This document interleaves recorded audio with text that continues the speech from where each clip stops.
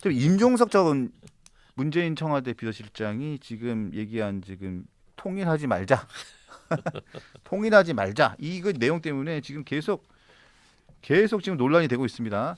자, 우리 싱크 준비돼 있죠? 하나 듣고 가겠습니다.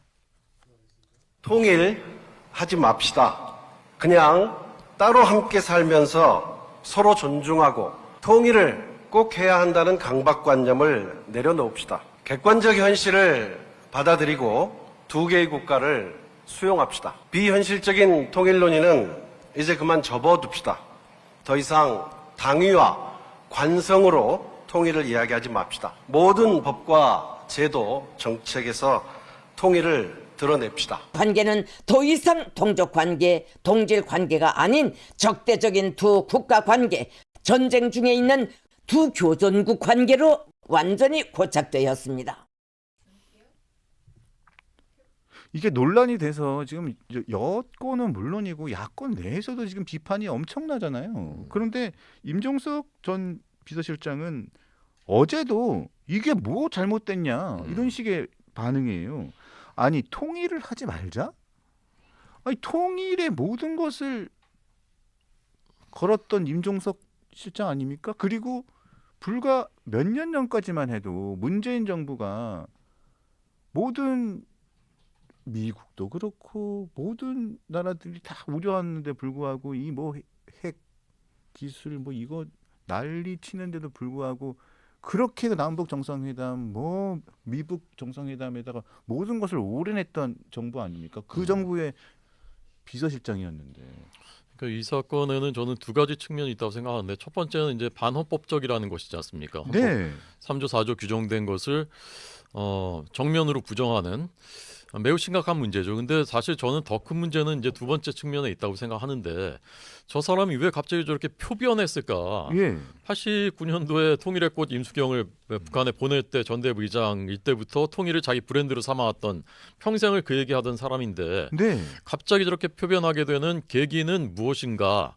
하나밖에 없거든요. 작년 12월부터 북한이 우린 이제 두 개의 국가야. 통일은 없어.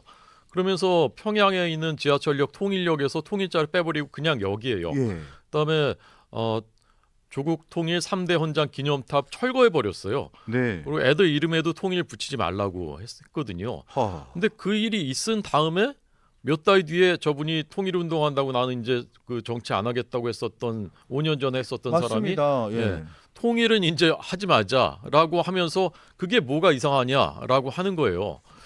그러니까 이제 어제 한동훈 대표의 표현대로는 종북 공정인데 네. 북한은 무조건 이제 따라하는 것인데 이런 그 과거의 운동권 단체 뭐 통일 운동하고 이런 단체들의 여러 증언들에 의하면 이런 일이 이상하지 않다는 거예요. 과거부터도 북한이 갑자기 노선을 바꾸면 거기에 그냥 무조건 추종하는 이런 일들이 그쪽 세계에서는 뭐 다반사로 있었다는 얘기죠. 그러니까 그런 선상에서 의심하지 않을 수 없는 거예요. 저는 의심을 떠나서 이것은 사실상 본인이 나는 이제 북한의 노선에 무조건 추종한다라는 것을 공개적으로 국민들에게 선언한 것이 아닌가 그렇게 해석합니다. 그러니까 진성 종북으로서 커밍아웃 한 거죠. 본인의 전 일생을 부인하는 그 태도 변화를 180도로 갑자기 한 거 아닙니까? 그 계기는 딱 하나밖에 없어요.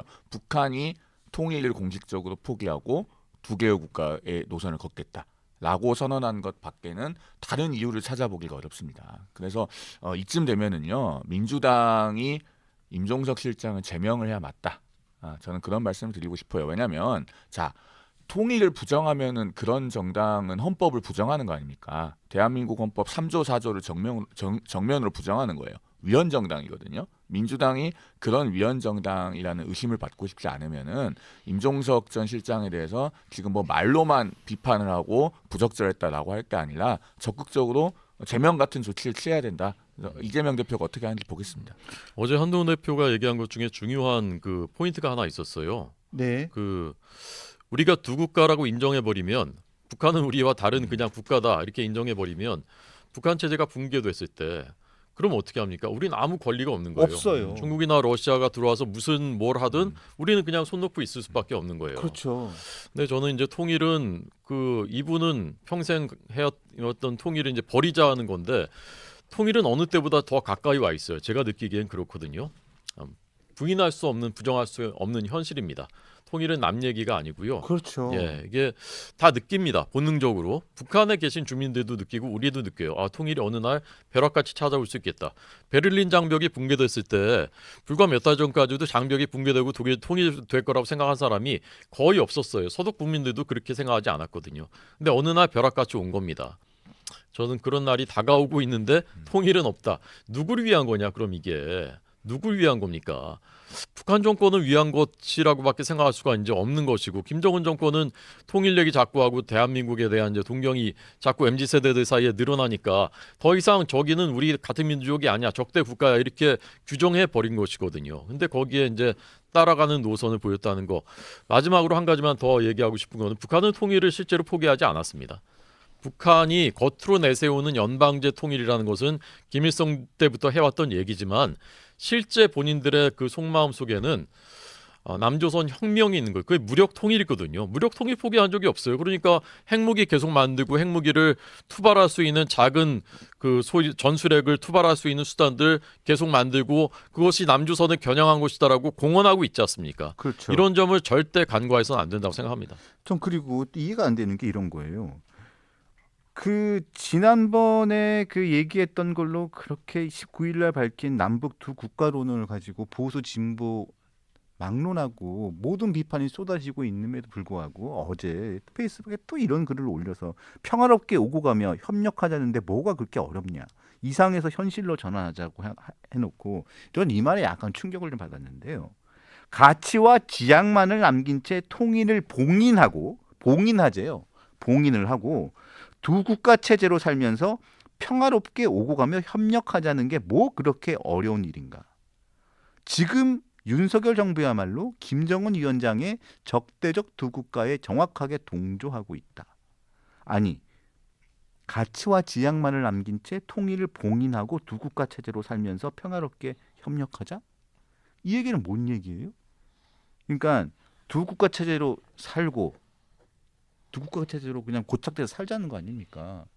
대한민국이 통일을 공식적으로 포기한다는 게 얼마나 어마어마한 일인지를 제가 좀 앞서 호준석 대변인 말씀에 보충해서 설명을 드리면, 우리가요 1948년 이래로 지금 중국과 육상으로 국경을 마주하지 않고 있습니다. 그렇죠. 2000여 년간 중국과 육상으로 국경을 마주하다가 지금 직접적으로 중국과 육상으로 경계를 마주하지 아니한 지가 지금 70년이 넘었어요. 네. 그러다 보니까 지금 많은 분들이 굉장히 둔감해 계신데, 대한민국이 공식적으로 통일을 포기하는 순간 어떻게 되느냐. 자, 세계 지도는 계속 변합니다. 지금도 우크라이나는 경계선이 변하고 있잖아요. 2차 대전 이후로 세계의 국경선이 별로 변하지 않은 것 같지만 그래도 세계 구석구석에서 계속 변하고 있고, 2차 대전 이전에는 정말 어마어마하게 많이 계속 변해왔어요. 자, 우리가 만약에 통일을 포기하면은 위에 북한 계속 그대로 있을까요? 어느 순간에 북한이 붕괴되거나 혹은 북한이 뭐 중국의 보호국이 되거나 그런 상황을 한번 상정해 봅시다.